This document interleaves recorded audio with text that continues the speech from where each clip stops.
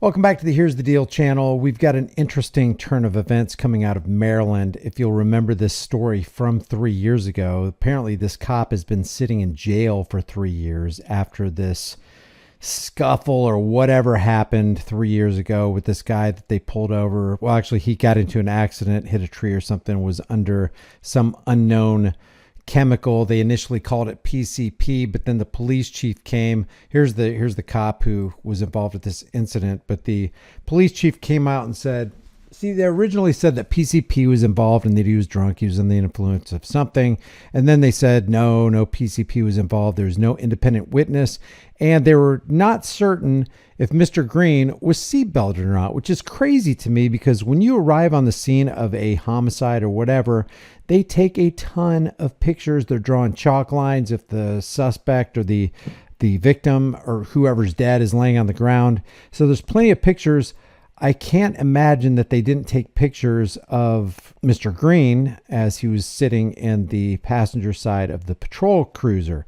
But maybe they took the seatbelt off and tried to, render some kind of medical aid, CPR or whatever. It says jury acquits officer in Maryland County's first police murder charge in shooting handcuffed man. So this guy, William Green, was handcuffed, placed in front of a police cruiser in the passenger side, and this guy, Officer Michael Owen Jr., shot him 6 times. That's the story anyway.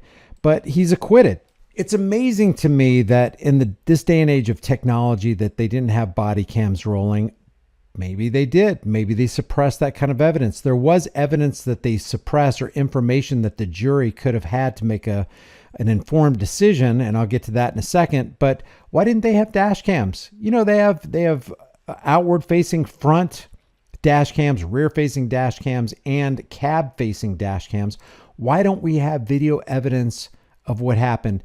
We have to take the cops, testimony for what happened. And we know about cops. We know that basically they're like politicians. If they're not lying, then they're not doing their job. But it says a Maryland police officer was acquitted by a jury of murder and other charges on Wednesday from the fatal shooting of a handcuffed man. The jury acquitted Michael Owen Jr. And this, like I said, is Michael Owen Jr. This is Corporal Michael Owen Jr. He was acquitted of all 4 charges, including second-degree murder, first-degree assault, voluntary manslaughter, and misconduct in office. And it took the jury less than 2 hours to deliberate and come up with the not guilty verdict after this cop had been sitting in prison for, I think they said, 1,409 days, which is, it's a curious thing to me. If you are a police department and you're interested in any level of transparency, you're going to have your cops wearing body cams. If you're interested in just justice, just truth, just being fair and transparency to the general public who's basically forced to pay for your services, you would think they would have the body cams on them, that they would have them charged up, and they would have some kind of function where there's no way that you can turn them on or off or mute the sound or anything the entire time they're on the shift. But they're not interested in that. Same thing with dash cams. Why aren't they constantly rolling? Why are they allowed to turn them off? Owen had served on the police force. It's because it's not eloquence or reason, it's force. And like fire, it's a dangerous servant and a fearful master. For 10 years, when he became the first officer in the county's history to be charged with murder and an on-duty killing.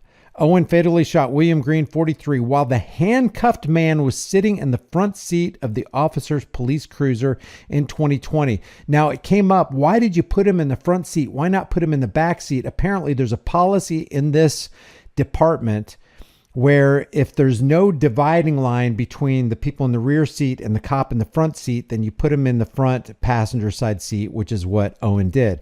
Owen's attorneys claimed at trial that he acted in self-defense during a struggle in which Green tried to grab his gun. A handcuffed man tried to grab your gun. I guess it's possible, but it looked like Green was a pretty big guy. Here's Green right here. This is Green. So you got your hands cuffed behind you. You're basically sitting on your hands in a patrol cruiser. You got all this stuff between you. You got the, the center column of the, the extension of the dash right between you. And now you're going to reach over and try to grab a cop's gun. The cop, Corporal Owen Jr., claims that he grabbed his gun and then there was a scuffle to get control of the weapon. That's questionable to me. He acted in self-defense. After the gun went off, he shot Green 6 times, and they say that it was under the left armpit. In opening statements, prosecutors and the defense agreed on certain basic facts: that Owen fatally shot Green while the handcuffed man was sitting in the front seat of the patrol cruiser. But the two sides disputed other aspects of the case, including whether a struggle preceded the shooting and whether Owen acted in self-defense. Now, shortly after Green's death, the county announced a $20 million settlement with Green's family, which is interesting to me. So now that they've acquitted the cop, does the county ask for the money back? Haven't heard anything on that. Now, in this article right here by the Washington Compost Pile, it says, before the fatal shooting, Owen's supervisors were unaware that he, that's Owen, had sought workers' compensation for psychological difficulties stemming from a fatal shooting earlier in his career. So Officer Owen was already involved in an officer-involved shooting early in his career, and now we've got something else on the radar. But wait, there's more. Even though Owen was supposed to notify them of this, and he didn't, that's a little shady on his part, if that was the rules in the department and their department policy. Over the next decade, Owen used force against civilians at least 9 times. So Officer Owen was no stranger to violent tendencies toward people who he's supposed to be serving and protecting. This information was hidden from the jury. The Green family's lawyer, Bill Murphy, said 7 other people in 4 separate incidents also won a $1.5 million settlement from the county after they filed a lawsuit related to encounters with Owen. Negative encounters that cost the taxpayers money, millions of dollars. And look at this. The jury in Green's killing was not told about Owen's past use of force. Why not? You would think that that would be important. So wait, you're telling me this guy has a history of violent tendencies toward the public, and then he offs this guy who's in the front seat of his patrol vehicle with his hands cuffed behind his back, and you don't think it's a good idea to have the jury notified of the information that, hey, he's got a history of this kind of violent tendencies? Here's what the police chief at that time said about some of the initial information that was coming out with regard to this case. What we endeavor to do in Prince George's County, and as you know, is to provide facts when we have facts. Preliminarily, our media relations representatives last night spoke to the possibility of PCP being involved. That does not appear to be the case. Further, the account that we had last night that there were independent witnesses of a struggle inside that vehicle, that was not corroborated. That was not corroborated. They actually went back on this, according to this Washington Compost Pile article. There was somebody who audio recorded something, and that audio recording was suppressed by the police department, and the jury wasn't allowed to have that either. Also another curious thing. And I'm not able to state to a certainty with respect to whether or not Mr. Green was seatbelted in that cruiser. I think that's important, because if he's placed in the front of that cruiser in the passenger side, and if he has his hands cuffed behind his back, which is not disputed, and if he's also seat belted, then the probability of him being able to grab that firearm diminishes, in my opinion, exponentially. Because not only do you have your hands cuffed behind your back, now you're in a seat belt where it's like virtually impossible you got to do 3 things. You got to overcome the seat belt. You got to overcome your hands cuffed behind your back with these torture cuffs on. And you've got to go over the center console, which you know is in between every one of those police cruisers. And you've got to be able to unholster the firearm. You got to overcome 4 pretty substantial obstacles, in my opinion, to be able to do that kind of thing. So this guy is this Officer Owen is now free and clear and acquitted by a jury, found not guilty on all counts, and he's walking free again.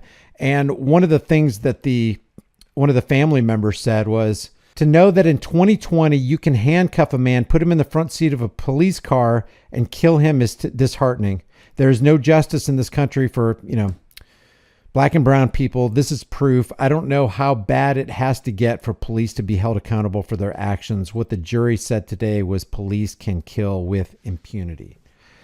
Now, stay tuned for my next video, because we are going to talk about a subject that I opened up. Apparently I opened up a can of worms about what Trump plans to do with regard to law enforcement that's going to directly impact the First and Second Amendment and Fourth Amendment community, and going out around recording police. Do you think that Corporal Owen is guiltless? Do you think that William Green was in a position to attack a policeman in a patrol cruiser with his hands cuffed behind his back, grabbing a firearm, and do you think a scuffle ensued? I don't know. This is all very strange to me. So leave your thoughts about this for the world and the global thought, please. If you haven't done so already, subscribe to this channel, hit the bell notification icon, give it a thumbs up, share it with everybody you know. Don't forget to subscribe to my email list through my website, highimpactflix.com. Grab a shirt, become a channel member, but more importantly, fight for your freedoms. Freedom is dangerous. The only thing more dangerous is not having freedom. I will see you guys in the next video.